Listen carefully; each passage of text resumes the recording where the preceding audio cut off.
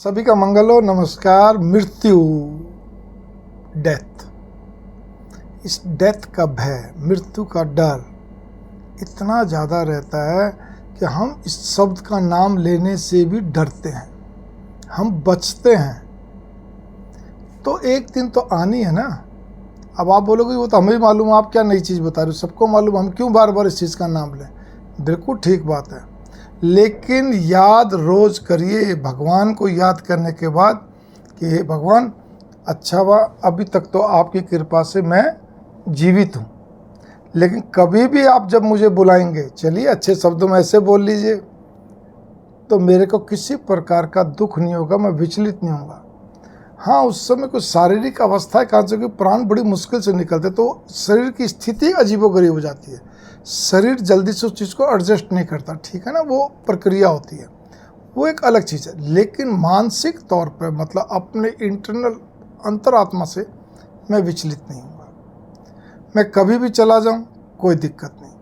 मेरे पीछे से मेरे परिवार, मेरे बच्चे, मेरा कामकाज, मेरी तरह तरह की जिम्मेवारियाँ, कैसे ये लोग रहेंगे, कैसे निभाएंगे, कैसे पूर्ति होगी कोई भी चीज़ की, मुझे कोई मतलब नहीं। हाँ, जब तक आपने मुझे सांस दे रखे हैं तब तक मैं अपना कार्य करता चल रहा हूँ और इसमें निखार लाने की चेष्टा करता हूँ कि ताकि कोशिश प्रयास यही है कि मेरे द्वारा किसी का अहित ना हो, किसी को ठेस ना पहुँचे।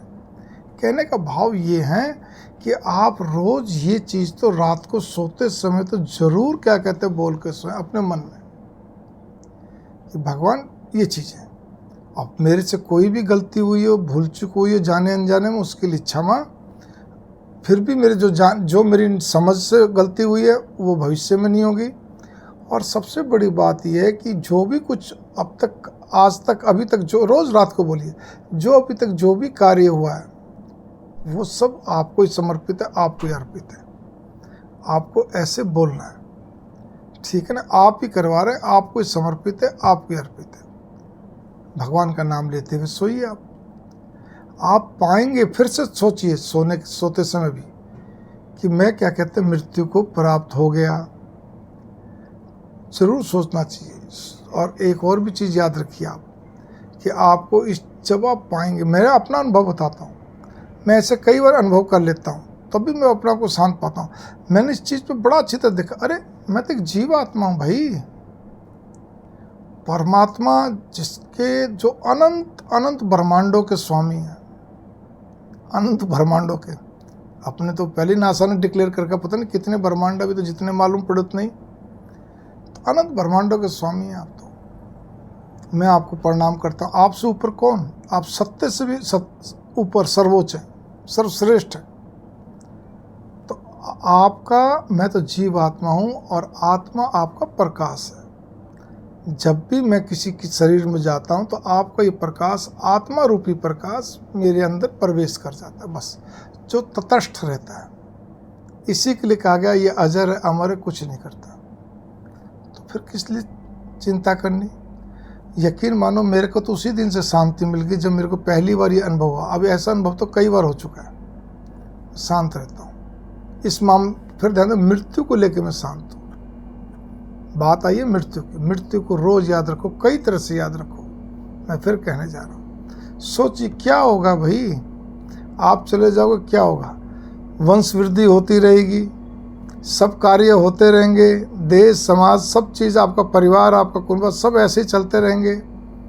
उनकी भी वही व्यथा बिरथा जैसे आप करते थे, अपना रांडी रोना रोते थे, वो करते रहेंगे। मतलब काम चलता रहेगा, बढ़त बनती रहेगी, वंश वृद्धि होती रहेगी।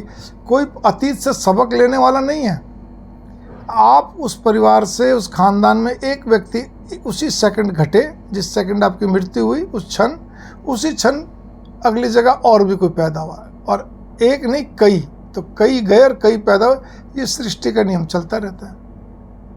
होने जाने क्या, वो तो थोड़े दिन का एक रोना धोना जो होता है स्वाभाविक, वो हो आके महीने भर बाद सब यथावत, 2-3 महीने बाद।